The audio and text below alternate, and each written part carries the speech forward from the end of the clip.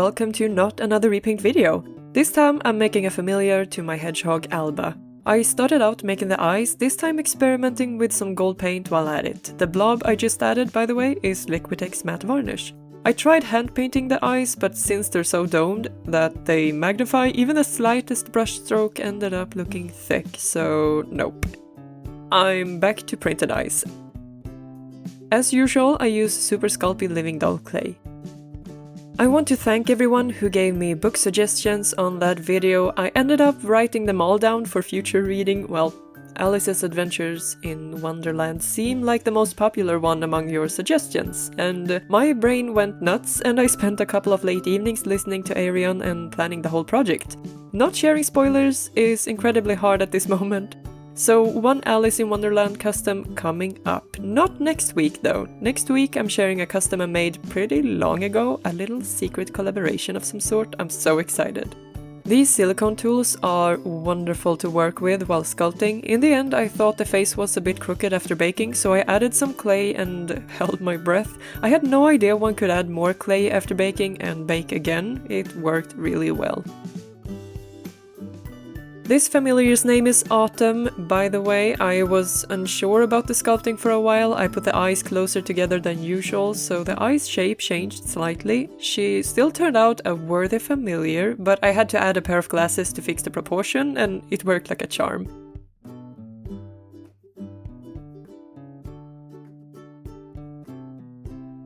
At this stage, she looked kind of like a bird with a beak. I'll add this to my future ideas. Then, as usual, she needed some cheek implants. Here I tried fixing the proportions by adding clay above the eyes.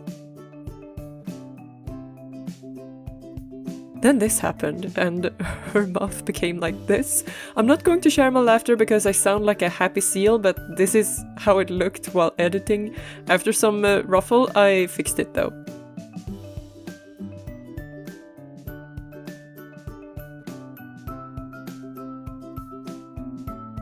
Finally, I added the spines using the same polymer clay I mixed for Alba.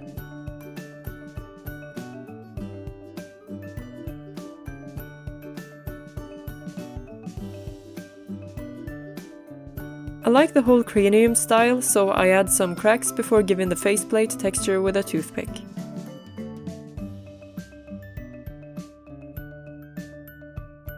Then it's time for some arms and legs. I decided on making paws, went back and forward with the design, and then added some toe beans.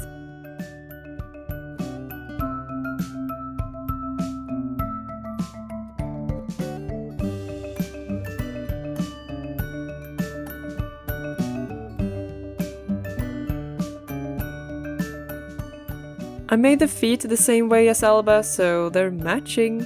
Then some more toe beans before I made holes and baked it all in 110 degrees Celsius for 20 minutes.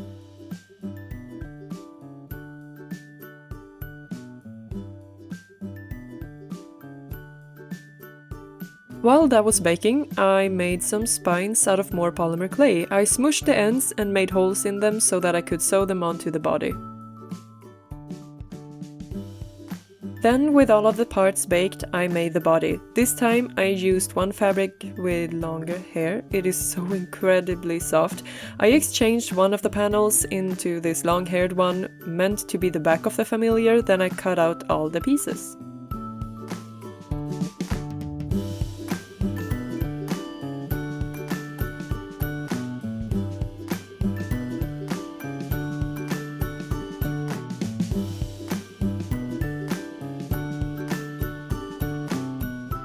This time before sewing, I cut off the hair at the edges of the long-haired fabric. It helped a lot. Then I sewed the darts. I used a piece of paper underneath while sewing and ended up with this. After pulling the paper apart and retrieving the body parts, I sewed the sides.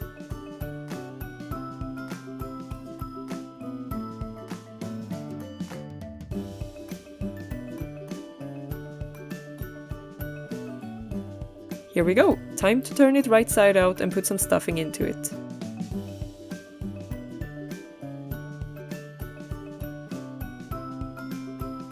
With the body done, I made the back of the head out of a circle, then I sewed it into a weird bathing cap and stuffed it with stuffing.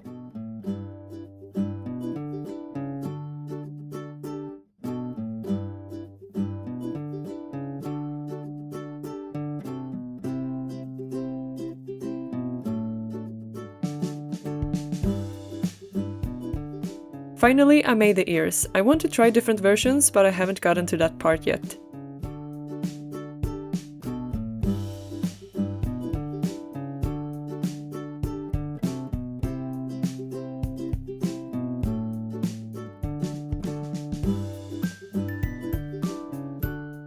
Now we have a body, a head, a faceplate, some arms, some feet, some spines,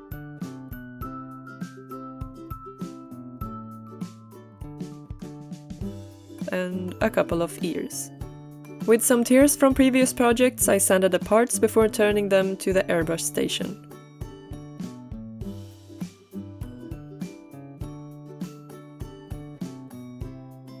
Time for some airbrushing. I mixed some light orange paint for this one. I want to do more saturated colors, but you know what? I'm a little bit scared of it. My house is full of bright colors everywhere, so you know, I should be able to do the same thing to my dolls, but it's risky, you know. I have to practice and take the plunge, but not today.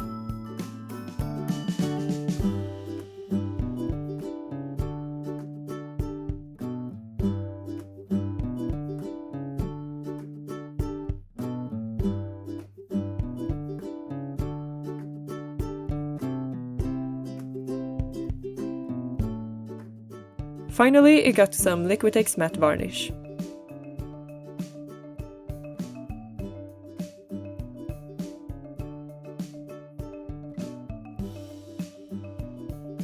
I usually let it dry overnight just to be sure, then I can take the pieces off.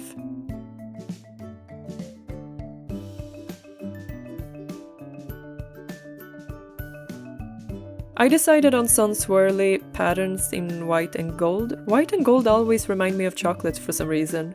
I think this was my favorite part of making her because it was so free and flowy.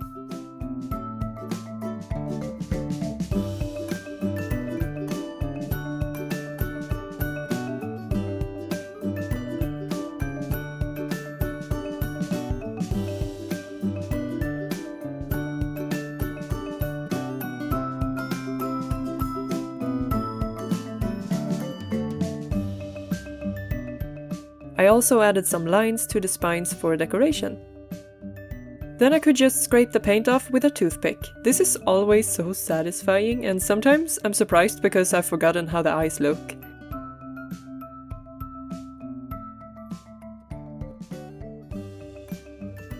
I added some Tamiya gloss varnish to the mouthing and the gold on the spines. Let's get fuzzy!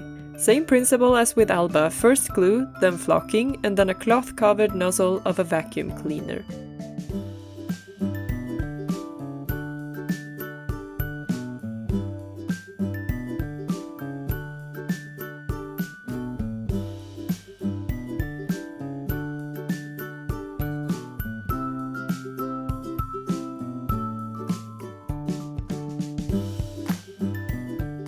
After adding flocking, I sewed on the spines.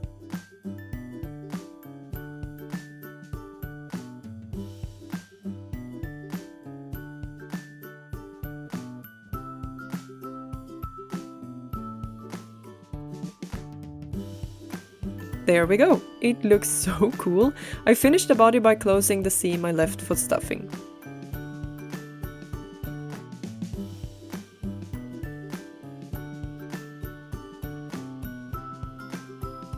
She also needed a mohawk with spikes, in my opinion, so I sewed a piece of the long-haired fabric onto the head.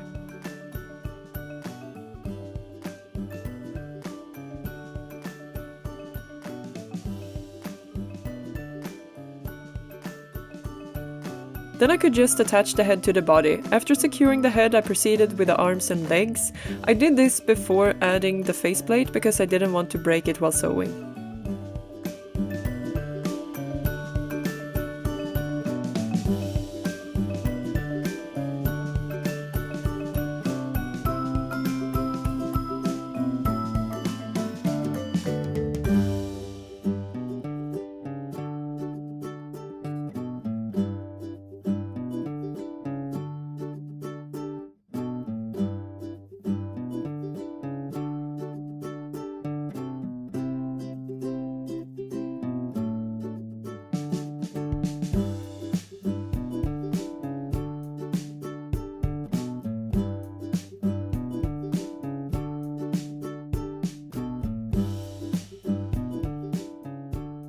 Without the faceplate, this looks really weird.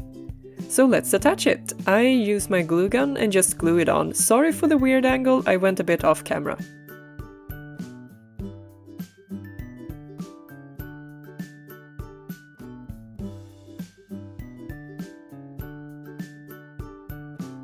Time for the floppy ears. The familiars all look rather odd before they get their ears. This just really brings it together.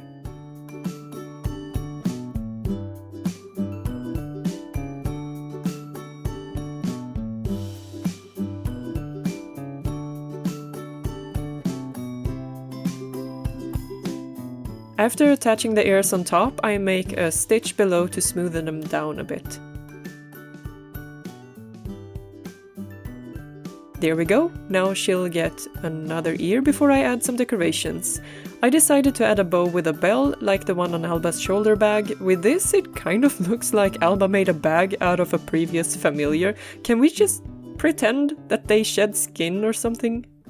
Let's pretend.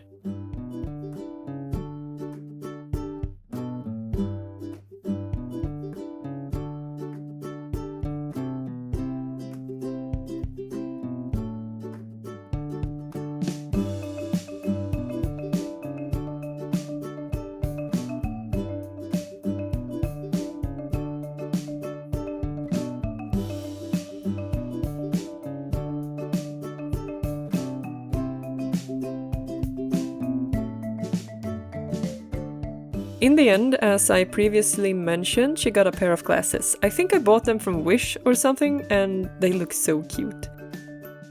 So, with her finished, my Elegance of the Hedgehog project is done. This little familiar will be up on Patreon in 40 hours from publishing this video.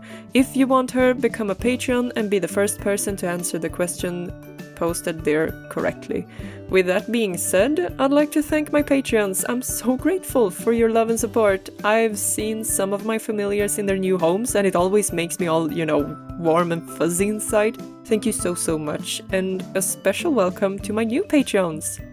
Next time I'll be sharing a repaint that I made in December last year for a collaboration. I think it's going to be awesome and I'm pretty sure I'll see things that I do differently now, but I remember being pretty pleased with it. I want to make a little video of making small props and photography. I am in no way an expert, but it would be fun. Plus, Alice in Wonderland would make a great case study. Do you have suggestions on what to include, what props would fit the theme?